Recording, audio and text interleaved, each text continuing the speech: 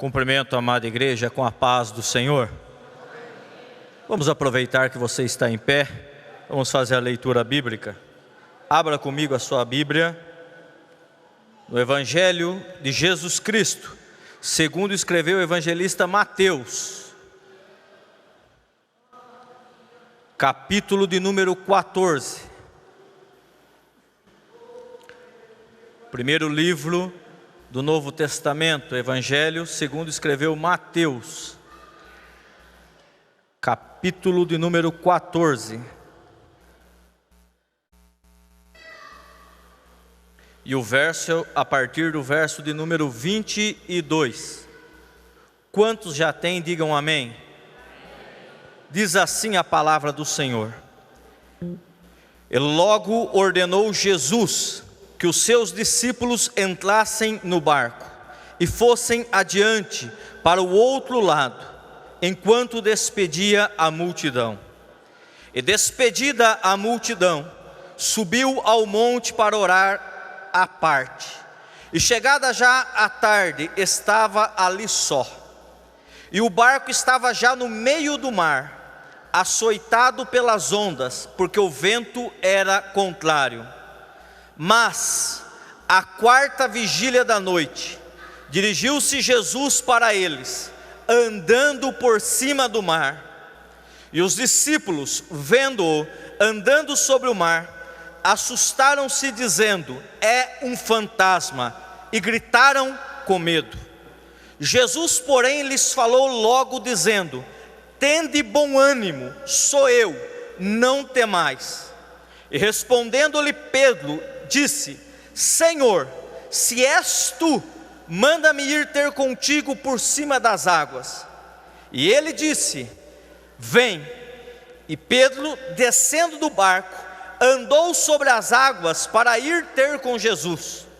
Mas, sentindo o vento forte, teve medo. E começando a ir para o fundo, clamou dizendo: Senhor, salva-me. E logo Jesus, estendendo a mão, segurou-o e disse-lhe: homem de pouca fé, por que duvidaste? E quando subiram para o barco, acalmou o vento. Se você crê que esta é a palavra do Senhor e que através desta leitura Deus pode falar contigo, assenta-te glorificando o Deus da palavra. Aleluias. Glórias a Deus. Amada igreja, antes de qualquer coisa, quero agradecer a Deus, tributar a Ele toda a honra, toda a glória, todo o louvor e majestade, não só pela oportunidade que tem de aqui estar, revendo vários dos irmãos que aprendemos a amar, mas sem dúvida alguma, pela oportunidade ímpar de estarmos vivos, prontos nesse domingo para iniciar mais uma semana. Trago um abraço da minha esposa, das minhas filhas. Por razões de trabalho, eu vou ficar aqui durante 2 dias e a Laura está em semana de prova, eles não puderam vir junto. De tal maneira que deixei para sair hoje depois do almoço, para chegar já no horário do culto, para aproveitá-las um pouquinho mais. Porque confesso que a gente vem, mas dá uma saudade grande de deixá-las. Mas trago aqui o abraço delas, uma saudade imensa que temos dessa igreja. Por onde quer que a gente congrega, aqui é a nossa casa, não tem igual, viu irmãos? Vocês podem não acreditar. Mas aqui eu me sinto em casa. Agradeço a irmã Josana por o convite, mãe Ivone, Círculo de Oração, pastor Levi, meu pastor e meu amigo. Uma honra. Já me foi visitar 2 vezes lá em Itajobi, e é sempre muito bom tê-lo não só como pastor, mas como um amigo. É bom estarmos aqui. E esta noite, quando vamos falar a palavra do Senhor, eu vinha no caminho orando, meditando, refletindo sobre o que transmitir à igreja. Confesso que vários textos vieram à minha mente, mas este texto em si cravou no meu coração e me fez meditar e pensar muitíssimo sobre isso. Vivemos tempos difíceis. A Bíblia nos ensina no Evangelho de João, lá no capítulo 16 e verso 33, Jesus mesmo falando e deixando uma promessa que você não vai encontrar nessas caixinhas de promessas que você compra por aí, porque lá só tem coisa boa. Mas essa é uma promessa, algo que Jesus, ele não disse uma eventualidade, ele prometeu.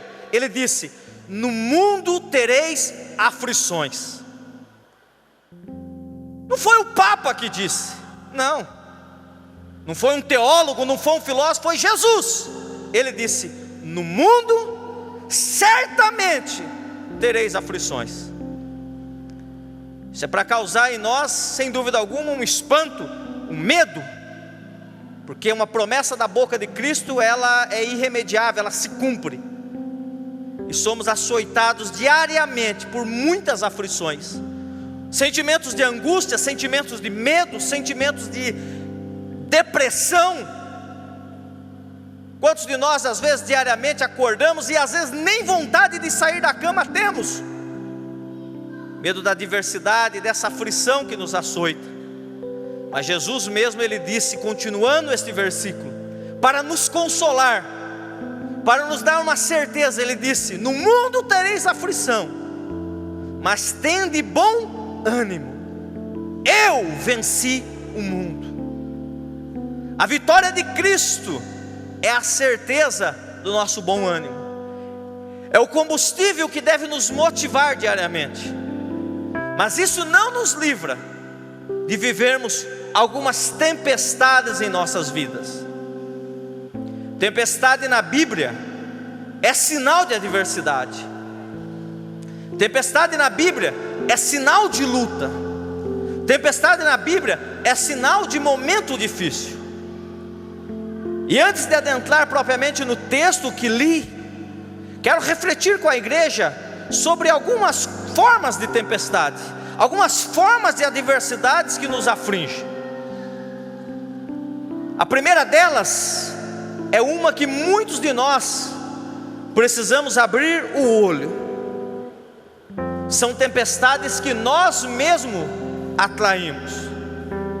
A Bíblia nos diz no livro do profeta Jonas, que Deus vem até esse profeta Jonas, e dá a ele uma ordem dizendo: Jonas, vai e prega a cidade de Nínive.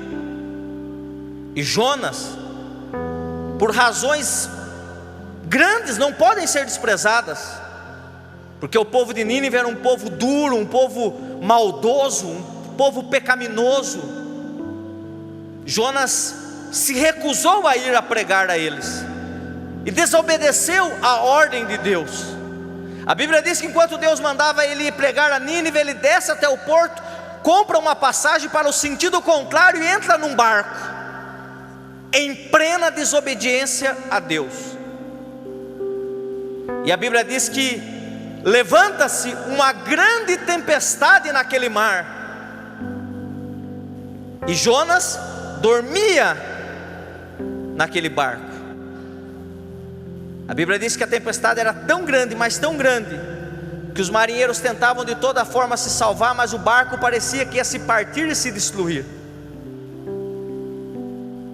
Esse é um tipo de tempestade, irmãos, que se você olha esse texto lá de Jonas, você vai ver que foi causada exclusivamente pela desobediência de Jonas. Esse é o primeiro tipo de tempestade que nós precisamos estar atentos. Um tipo de tempestade que muitas vezes nós atraímos para nós mesmos. Talvez alguém entrou aqui esta noite e está passando por uma grande adversidade, por uma tempestade que lhe açoita. Então nós vamos falar e meditar sobre esse tema esta noite. Eu quero que você já comece nessa introdução a refletir, a cercar a tua vida e a olhar se não é você próprio que está causando essa tempestade. Porque se for, o texto bíblico é bem claro, era Jonas o empecilho. E quando Jonas foi lançado na terra, no mar, sendo jogado no mar, a tempestade se acalmou. Tem muita gente que entrou talvez aqui esta noite, que atraiu para si a tempestade. E eu quero dizer para você, não te preocupar não, porque se Deus te trouxe aqui, é porque Ele quer fazer algo na tua vida. Jonas era desobediente, Jonas estava indo contra a vontade de Deus, mas quando lançado no mar, o Deus provedor mandou um peixe para engoli-lo e não deixar ele morrer. Tem gente que entrou aqui esta noite, atraiu para si a tempestade, mas desde o início Deus já coloca no meu coração: Ele vai te dar uma porta de escape. Ele vai mandar um peixe para te ajudar. Ele vai mandar um peixe para te engolir. Você vai passar talvez por mais um momento de dificuldade, mas não te acanhe, como Jonas. Ora no ventre desse peixe. Ora no ventre desse peixe, porque esse peixe vai te vomitar num lugar melhor, e você vai poder ter a oportunidade de novo de cumprir a vontade de Deus. Quantos estão entendendo a palavra? Diga amém. Bem rápida essa introdução, essa parte. Um outro tipo de tempestade, sem ser essa que nós vamos meditar para valer e que eu li, você encontra lá no livro, no Evangelho segundo escreveu Marcos, no seu capítulo número 34, a partir do verso 35. Muito semelhante a essa tempestade de Mateus que nós lemos. É uma tempestade que envolve os discípulos de Cristo. A Bíblia diz que Jesus, depois de muito pregar, de muito fazer, de operar muitos milagres, e você precisa entender, porque juntando o capítulo 5 você vê o propósito. Jesus chega para os seus discípulos e diz assim: passemos para o outro lado.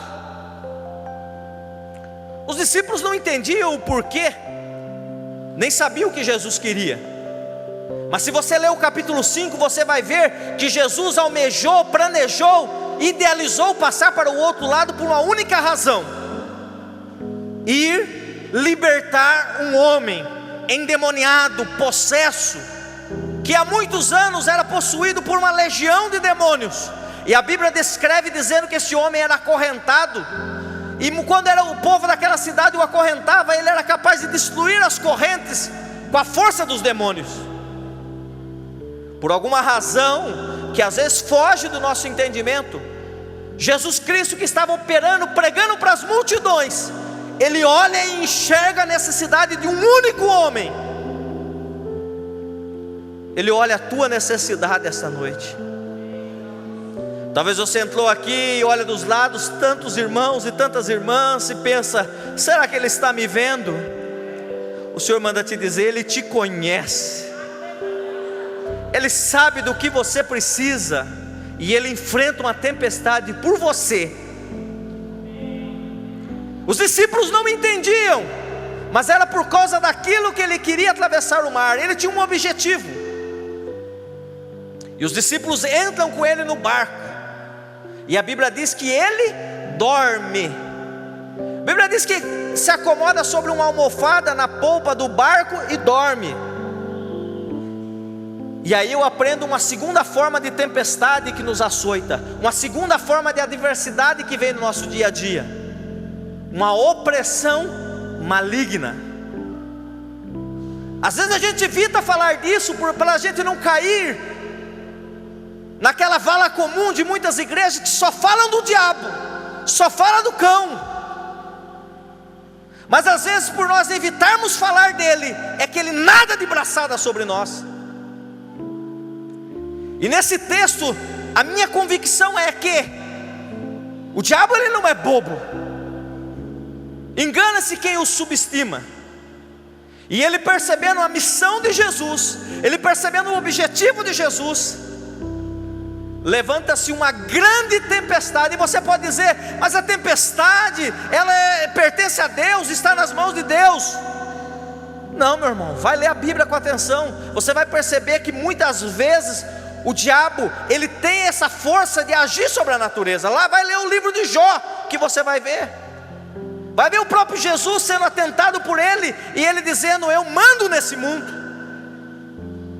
Então engane-se você quando pensa que só Deus manda as tempestades. Não. A gente não pode ficar nos extremos. Nem podemos achar que tudo é Deus que manda, e nem podemos achar que tudo é o diabo. Mas o que eu quero dizer nessa introdução é que muitas vezes a tempestade que abate na tua vida, ela é uma obra satânica, é uma obra do inferno para tentar te colocar para baixo, para te impedir de cumprir um propósito, te impedir de chegar e alcançar o que Deus tem para você. E se você ler o texto, não é o texto principal dessa noite. Só esse texto dá uma mensagem de 1 hora, mas para a gente refletir um pouquinho. Jesus dormia, e os discípulos se desesperaram. Então até que um momento, um deles o acorda: mestre, não te dá que nós pereçamos? Ah, meu irmão, essa pergunta é uma pergunta ofensiva. Porque perceba que eles não duvidam da capacidade de Cristo,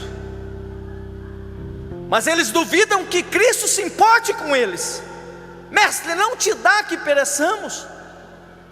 Então eu fico imaginando essa cena: Jesus despertando o seu sono, olha ao derredor, as nuvens da tempestade açoitando aquele barco, e perceba como que é uma influência do mal, porque no texto que nós vamos meditar, no final não é isso que acontece, mas nesse texto específico de Marcos 4:35 a de seguir, a Bíblia diz que Jesus se coloca de pé e repreende o vento e o mar.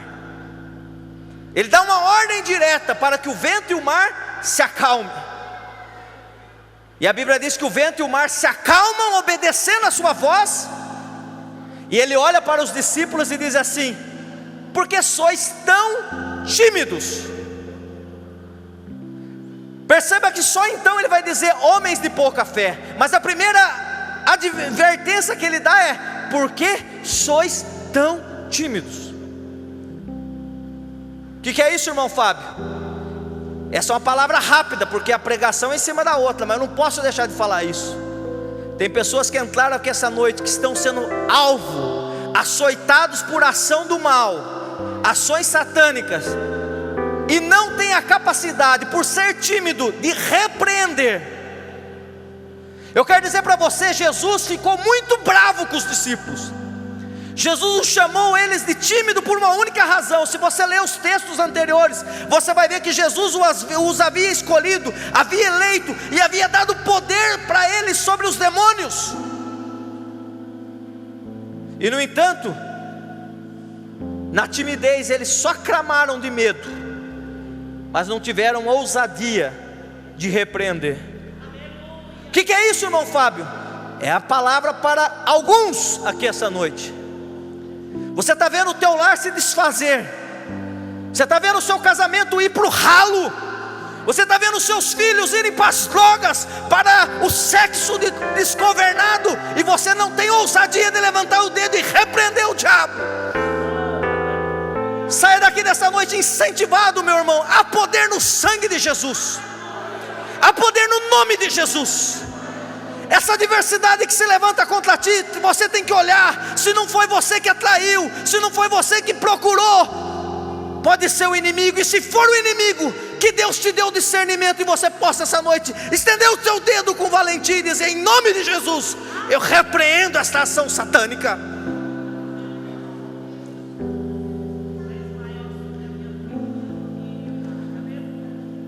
Deus nos deu essa autoridade. Jesus nos revestiu com esse poder, um poder sobre-humano, um poder sobrenatural, um poder que eu e você talvez olhamos com os nossos olhos naturais e digamos: eu não sou capaz. Sabe o que o diabo mais gosta com relação a isso? De nos acusar. Eu e você somos falhos, e começa por mim aqui em cima, não é? Eu não quero apontar o dedo para ninguém, não. Nós erramos no dia a dia, nós pecamos, nós falhamos, cada um em uma determinada área, outros em várias áreas, mas somos falhos. E a Bíblia não nos permite discernir entre pecadinho e pecadão, e todos nós falhamos. E nas horas que o inimigo vem, o primeiro sentimento que vem sobre nós é um sentimento de culpa. É um sentimento de inferioridade. Eu não posso porque eu não orei tanto quanto eu merecia ou devia. Eu não jejuei tanto quanto eu deveria. Eu estou em pecado. E o diabo bate palma disso.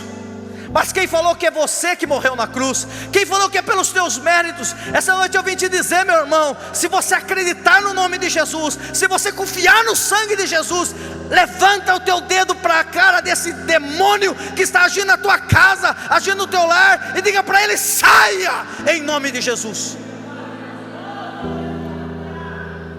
Olha essa diversidade te rodeando, esse mal que há muito tempo te dá, as palavras contrárias que as pessoas põem contra você.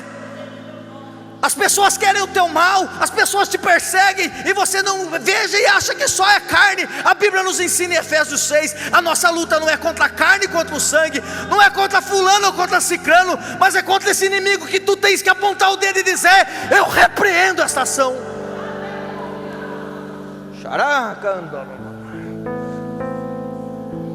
E a Bíblia diz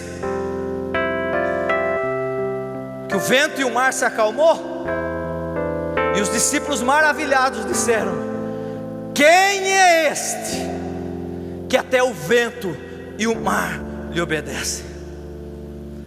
E nós hoje, em pleno século 21, ano de 2014, podemos nos maravilhar das glórias dele, das obras dele, mas devemos lembrar da sua lição que disse assim: se creres em mim, ainda farão obras maiores do que as que eu fiz.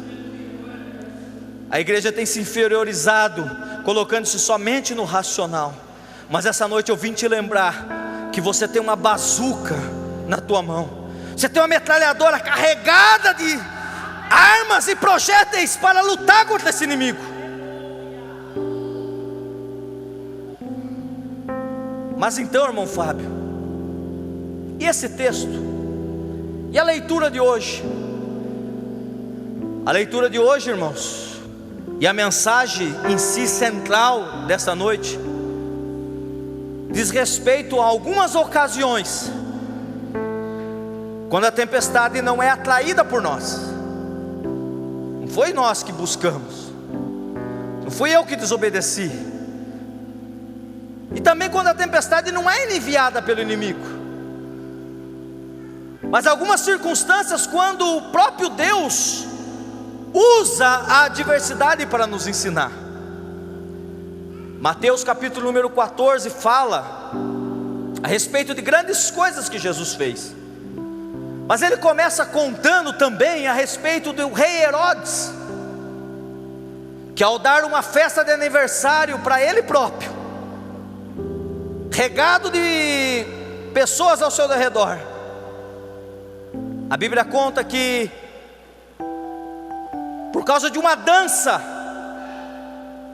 ele manda decapitar, arrancar a cabeça do profeta João Batista.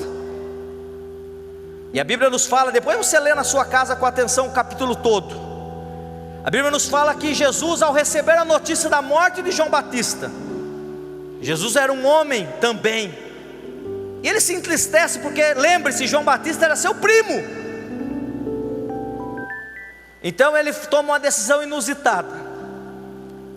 Ele chega para os seus discípulos e diz: vamos tirar um tempo de férias, vamos dar uma descansada, vamos escolher um lugar deserto, um lugar ermo, e vamos ficar só nós lá. Até Jesus teve esse momento, irmão, de tirar férias. Leia com atenção na tua casa. Eu acredito que alguns dos discípulos bateram palmas, comemoraram. Opa, férias é sempre bom. E a Bíblia diz que eles então saem e vão para esse lugar. Mas fofoqueiro tem tudo que é lugar. E alguém fofocou para as multidões que Jesus ia fazer isso. Leia lá na sua casa, você vai ver que é isso que está no texto. Alguém fofocou. E quando Jesus chega lá, vamos pensar que fosse uma praia, que fosse talvez um sítio, um hotel fazenda. Aqui é só para você entender a mensagem. Quando ele chegou no lugar de descanso, era muito trabalho, porque as multidões, ao saber da notícia, correram para lá. E a Bíblia diz que, embora estivesse de férias, Jesus olha para a multidão e tem compaixão daquela multidão. Então Jesus começa a ministrá-las, curar, operar. Isso aqui não está na Bíblia da forma que eu vou falar, e você tem que entender que se tudo estivesse na Bíblia não precisava de pregador. Isso aqui é uma coisa que o Espírito Santo nos mostra, você vai meditando e entendendo. E até pelo dia a dia, imagine os discípulos. Talvez tinham pegado a sunga, estou aqui da minha cabeça, só para vocês entenderem. Pegado a malinha de pescaria, estavam ansiosos para descansar, e daqui a pouco Jesus trabalhando de novo.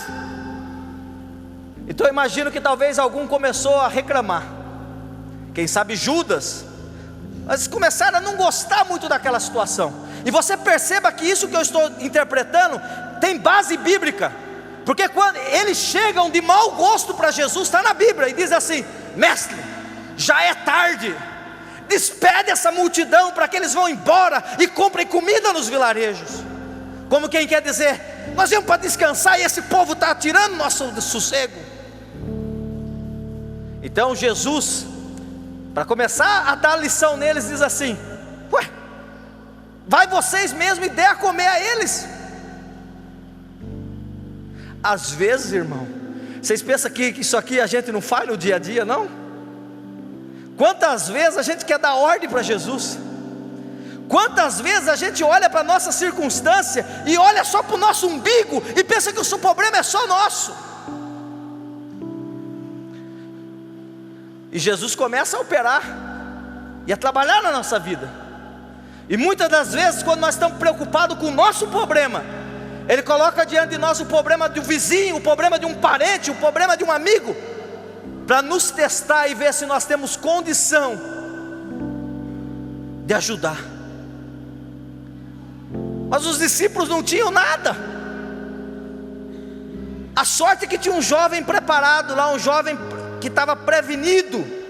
E a Bíblia diz que eles voltam dizendo: olha, a multidão é enorme, e nós só temos 5 pães e 2 peixinhos. E perceba a arrogância deles, porque eles deveriam dizer: é daquele moço, mas eles falam: nós. É engraçado, pastor, quando os problemas aparecem na igreja, pode reparar, depois que aparece uma solução, não falta pai e mãe para a solução, porque nós fizemos, nós acontecemos. Mas quando o problema está lá para ser resolvido, as pessoas não têm coragem nem de ver se tem algum moço com solução. Mas eles vêm com a solução e dizem: 5 pães, 2 peixes. E basta só isso para Jesus fazer um milagre. Então, você já conhece a passagem. Jesus multiplica o pão, multiplica o peixe. Todos comem, são saciados. E sobra quantos cestos mesmo? Quantos? Essa igreja não jantou, acho que para vir para o culto é às 6, né? Quantos cestos sobram? 12 cestos. Jesus ainda olha e fala assim: ó, o salário para cada um de vocês, 1 cesto para cada um, tá bom para vocês? É assim que Deus opera. Mas não para aí, irmão. Não para aí. Perceba que às vezes na nossa vida o tratamento de Deus é tão sério, precisa ser tão sério para nos despertar, que Ele nos empurra para a adversidade. Quantos estão entendendo? Diga amém. Quantos estão atentos? Diga amém. Deus nos empurra para as... Não, então vamos ver se estão atentos mesmo. Deus nos empurra para as... Vamos ver se é verdade. Verso de número 26. Perdão, verso de número 22. E logo ordenou Jesus. O livro de Marcos, no capítulo 6, narrando a mesma história, diz que Jesus os compeliu. Uma versão mais atualizada diz que Jesus os constrangeu. Você pensa que eles queriam obedecer Jesus? Você pensa que eles queriam montar no barco? Jesus deu uma ordem de patrão, uma ordem de quem manda. Ele disse assim: entrem no barco e passem para o outro lado.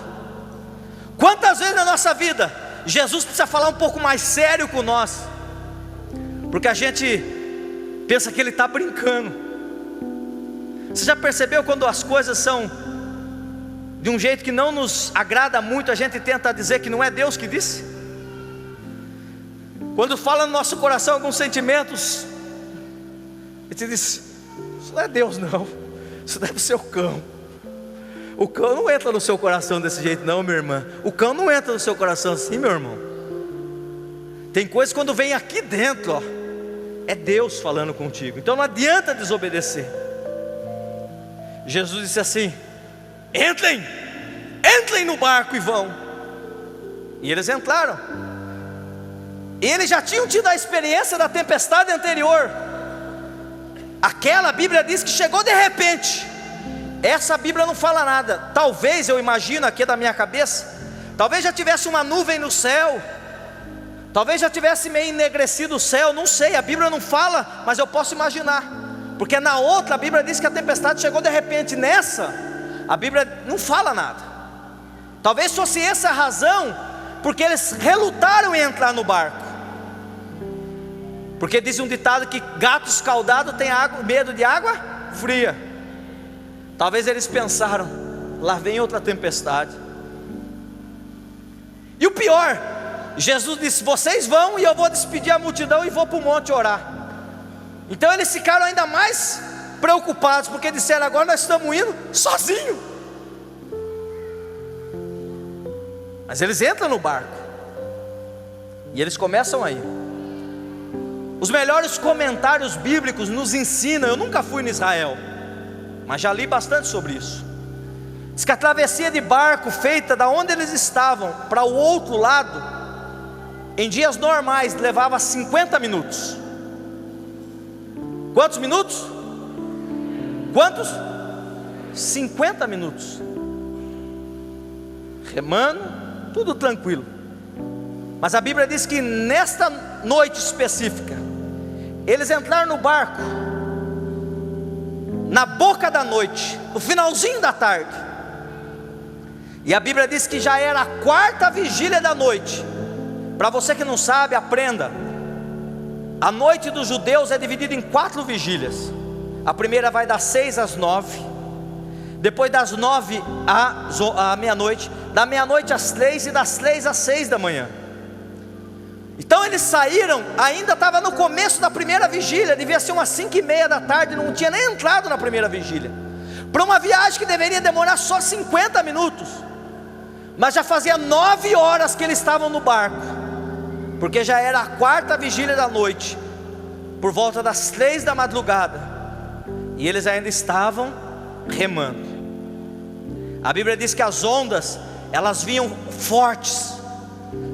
As ondas elas vinham, o vento soprava. Imagine você, meu irmão, eu nunca tive essa experiência, mas tento imaginar. Naquela época não tinha poste de iluminação, nem de um lado da cidade, nem de outro. Uma noite de chuva, de tempestade, devia estar um breu. E eles sentiam no rosto a água e o mar forte e bravio.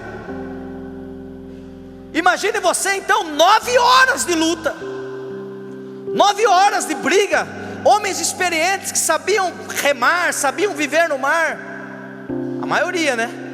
Porque lá no meio tinha Mateus, que era publicano. Eu imagino o desespero de Mateus. Devia ser como eu, não sabe nadar. Eu não entro num barco desses de pesca, mas nem que pague. Eu imagino o desespero de Mateus. 9 horas. E às vezes, como alguém que está aqui essa noite, alguns que estão aqui essa noite, talvez eles estivessem murmurando, dizendo: Senhor, socorre-nos. E nós não fizemos nada de errado, nós não te desobedecemos como Jonas. Nós sabemos que não é o diabo, porque foi o Senhor mesmo que mandou a gente ir. Ah, meu irmão, como é difícil enfrentar as adversidades, enfrentar as tempestades, quando estamos no centro da vontade de Deus, quando fizemos tudo direitinho, quando seguimos tudo que tinha que fazer, fizemos a nossa parte, e ainda assim a adversidade bate em nós, ainda assim a tempestade insiste de lutar contra nós. A Bíblia diz: os ventos eram contrários. Como é duro quando você quer ir para lá e o vento te empurra para trás. Como é duro quando você quer fazer algo e você é impedido, e forças contrárias lutam contra você. E os discípulos, Talvez clamaram a Deus, e o duro é o silêncio de Deus. 9 horas de batalha. Talvez para você sejam 9 dias, 9 meses, ou quem sabe 9 anos. Você já clamou a Deus, você já suplicou a Deus. Você olha para a tua vida e diz assim: não, mas eu não fiz nada de errado, eu não desobedeci a Deus. Você discerne no Espírito e diz: isso não é Satanás. E você chega à conclusão: só pode ser Deus. Então, antes de concluir essa noite, a primeira reflexão que você não pode sair daqui de forma alguma sem fazer consigo mesmo é: por que em você mesmo? Não o porquê em Deus. Seria muita prepotência da nossa parte querer descobrir o porquê de Deus. Mas você pode olhar para você e procurar o porquê de você. Os discípulos estavam chateados, a férias tinha acabado. Os discípulos estavam chateados, tinham que alimentar os 5.000 pessoas. Estavam sendo ordenados para ir para um lugar. Quem sabe qual é o seu sentimento? Reflita, não saia daqui essa noite, não vá para casa sem pensar nisso. O que você pode fazer de melhor? O que você pode mudar nas circunstâncias? O que depende de você? Qual a atitude que te falta? No mundo tereis aflições, mas tende bom ânimo. Quantos crentes desanimados, quanto crente sem um mínimo de ânimo. Então, irmãos, a noite escura, a tempestade brava, os raios cortavam a noite, e dentre um raio e outro, aquele clarão que se acendia.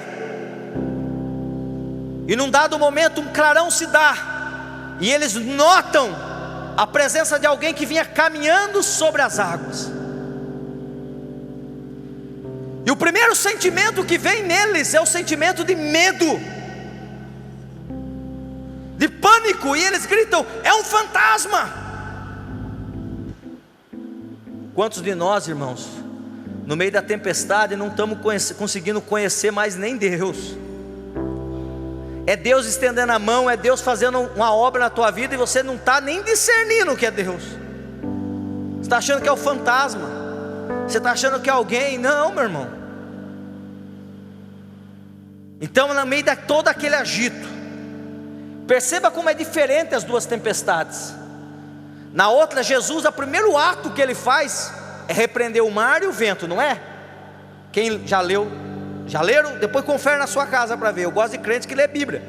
Vai ler lá para você ver. A primeira coisa que ele fez lá em Marcos 4:35 é repreender o mar e repreender o vento.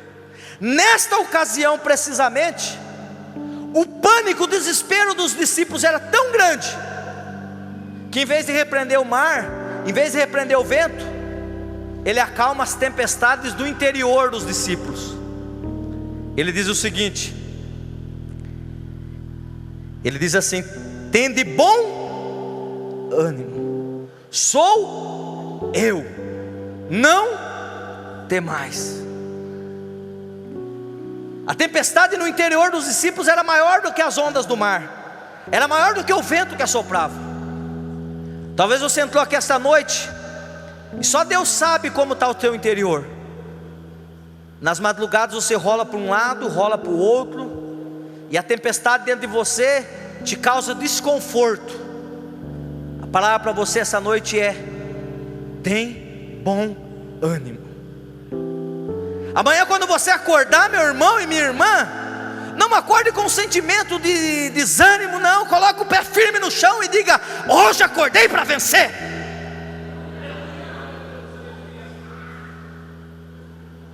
Quando você sentir aquele sentimento de medo de enfrentar o problema, não tem isso.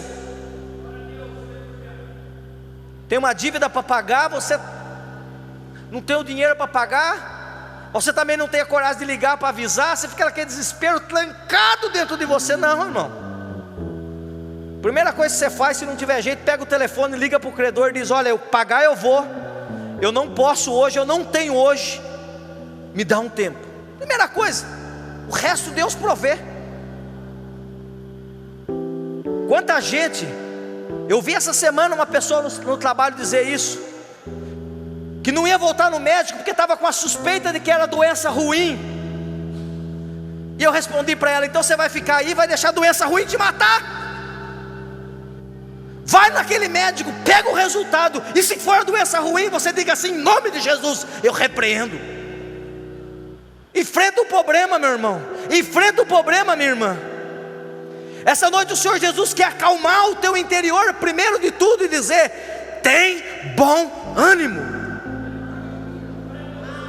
não temas, sou eu, Ele está dizendo, eu estou contigo. O problema é grande, a adversidade é grande, mas eu estou contigo. E sabe por que eu posso ter essa certeza? Sabe por que você pode ter essa certeza? No livro do profeta Naum, a Bíblia diz que o Senhor nosso Deus, Ele faz um caminho no meio da tormenta. Esse problema que está te afligindo, na maioria das vezes, creia, meu irmão, é o caminho que Jesus essa noite quer te dizer, é o caminho pelo qual Ele vai chegar até você. E tem um detalhe: o maior problema para os discípulos naquela hora eram as ondas do mar. E Jesus vem andando sobre aonde? Sobre aonde? Sobre a onda, dizendo o quê? O que é grande para você, o teu problema, eu piso nele e faço de caminho. O teu problema que é grande para você é o estado dos meus pés. Eu piso sobre ele e chego até você.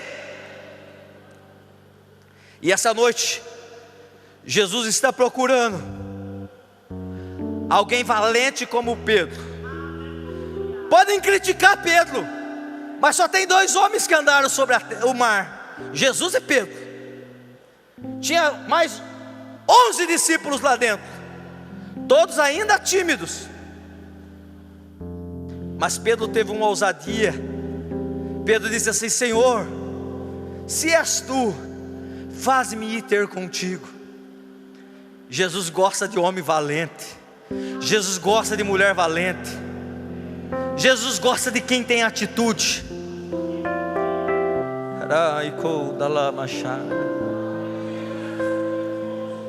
No livro de Reis tem uma passagem, meu irmão, onde a Bíblia diz que os filisteus, eles vinham roubar as roças dos israelitas. Eles esperavam o povo de Israel cultivar, quando estava bonito para colher, eles vinham roubar. Tem muita gente cultivando, quando está para colher, deixa o diabo roubar, porque não tem ousadia, não tem coragem. Mas a Bíblia fala nesse texto lá de Juízes, do livro de Reis, que um homem por nome Samá pegou numa espada, sozinho, e com a força de Deus, entrou no meio do campo de lentilha dele, e disse: eu vou lutar pelo que é meu. Quando eu falo da ousadia de Pedro, eu não falo só desse sobrenatural de andar sobre o mar, não. Eu falo de você, meu irmão, pai de família, de você, minha irmã. Falo de você, empresário, de você, obreiro. Falo de você, homem de Deus. Para que você não se deixe intimidar, mas que para você pegue e defenda com unhas e dentes o teu ideal e diga assim: estou aqui para com Deus lutar contra esse inimigo. E Pedro, na ousadia, sai do barco e começa a caminhar sobre o mar. Sabe o que eu acho engraçado? Se fosse eu, que não sei nadar, o primeiro passo seria o pior. Porque imagina aqui, irmão, isso aqui é alto, ó. O mar, o primeiro passo era para ser o mais difícil. O primeiro passo era para intimidar Pedro. Mas a Bíblia diz que não. Pedro, ele sai do barco e começa a andar. Olha a valentia de Pedro, olha a ousadia de Pedro. E ele começa a caminhar sobre o mar. Eu fico imaginando ele pisando, a água endurecendo. Ele muda o passo, a água endurece, ele começa a ir. Mas a Bíblia diz que no momento Ele tira os olhos de Jesus e olha para o vento. Ele tira os olhos de Jesus e olha para o mar, para as ondas altas. E de repente aquela água que estava firme aos seus pés começa de novo como que derreter e dissolver, e ele começa a afundar. Quantos aqui que já tiveram a ousadia de sair do barco, mas agora que a água está submergindo você pensa, vai me acabar com a minha vida, agora eu vou morrer, não vai dar mais. Não, meu irmão, agora era o momento de você gritar como Pedro: Senhor, salva-me. Pedro sabia nadar, Pedro não era igual eu não, Pedro sabia nadar, ele podia sair de braçada, mas ele entendeu que o milagre tinha que ser maior. Ele disse: Senhor, salva-me. E a Bíblia diz que Jesus chegou até ele, tomou ele pela mão e o levantou. E sabe o que é interessante, irmãos? Se você ler a Bíblia com atenção, você vai perceber que nenhum dos outros discípulos vira o fracasso dele. Na Bíblia, irmão Alexandre, ninguém comenta, pode ler lá, não comenta, eles não viram. As ondas eram tão grandes, e eu não sei se Pedro já tinha dado uma meia dúzia de passos, eles não viram. Jesus toma ele e levanta ele,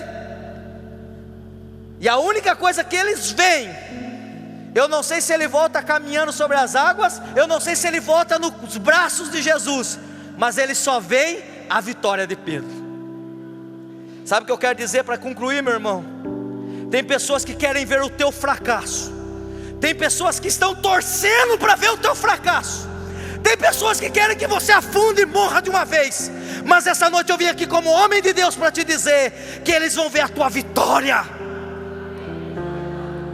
Eles vão ver você chegar no barco junto com Jesus. E perceba que Jesus não repreendeu a tempestade. A Bíblia diz que ao entrarem no barco, o mar e a tempestade se acalmaram por si só. As pessoas não vão ver o teu fracasso, as pessoas vão ver a tua vitória. Coloque de pé em nome de Jesus. Adversidades, todos nós passamos. Tempestades, todos nós enfrentamos. Algumas, porque procuramos. Outras, porque o inimigo se levanta. E outras, como a que acabo de pregar, é escola de Deus para a nossa vida. Pedro nunca mais seria o mesmo. Você diz, mas depois ele negou Jesus. Você pensa que você vai para o céu já, meu irmão? Você vai errar muitas vezes ainda. Você vai falhar muitas vezes ainda. Mas as experiências que Deus dá para contigo, elas vão servir para, na sua imperfeição, te usar como instrumento nas mãos dele. E eu quero, com a permissão do pastor, as horas já foram, mas eu viajei 300 quilômetros para estar aqui, trazendo para você essa palavra, confiando que Deus vai operar. E eu não quero discernir e nem diferenciar quem é quem. Se você está passando por uma tempestade, quer seja que você a atraiu, quer seja que você sente no seu íntimo que é o diabo, ou mesmo que você sente que é uma lição de Deus para a tua vida, eu quero te convidar com ousadia a sair do teu lugar. O primeiro passo é o mais difícil. Vem aqui para frente e nós vamos orar junto. Como eu sempre fiz nessa igreja, o primeiro que desce sou eu. As tempestades me assolam. Eu também enfrento lutas diariamente. E a tempestade, na maioria das vezes, vem tentar nos destruir. Mas saia do teu lugar. Confie que o Deus que repreende a tempestade é o mesmo Deus que a usa pedagogicamente para nos ensinar. O mesmo Deus que manda a tempestade para desobediente é o Deus que manda peixe para salvar a vida do desobediente. Então não importa em que circunstância você está, eu desejo que você saia daqui essa noite com esta fé, de que Deus vai te dar a vitória. Os teus inimigos não vão te ver sucumbir.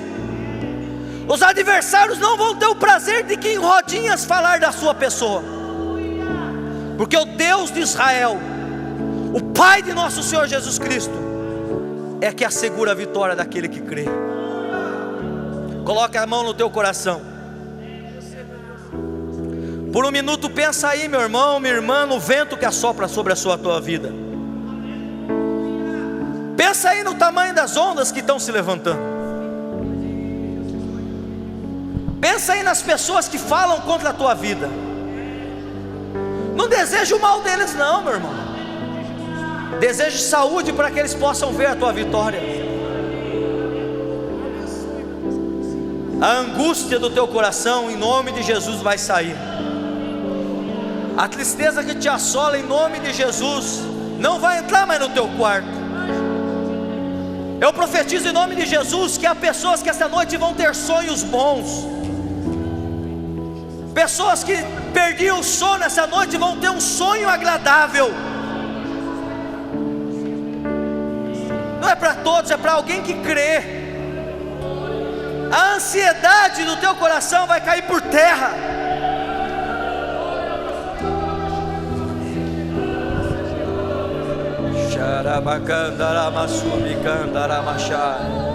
Fale com Deus, igreja. Não fique dispersa. Aonde você está, ore e fale com Deus você também. Aonde você está, fale com Deus. Esse momento não é um pregador que faz a obra, é o Espírito Santo.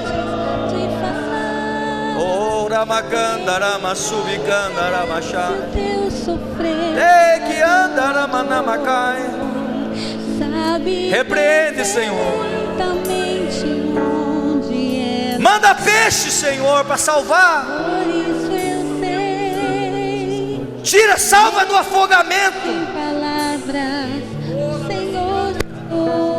Firma os passos novamente. Tira a angústia, Senhor. Oh, bendito é o teu nome, nosso Deus. Bendito é tu que faz a obra. Bendito és tu que é adorado nesta igreja. Bendito és tu que não olha as nossas fraquezas nem as nossas iniquidades, mas enviou o teu Filho Jesus Cristo para morrer por nós na cruz do Calvário. Bendito és tu, nosso Deus, que salva. Bendito és tu, nosso Deus, que cura. Bendito és tu, nosso Deus, que nos dá a vitória.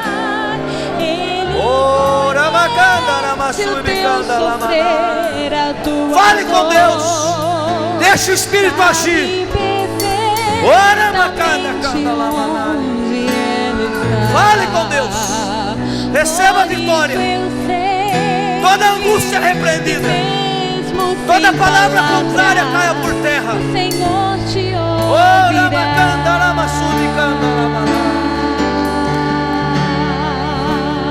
Mesmo em gemidos o Senhor te ouvirá.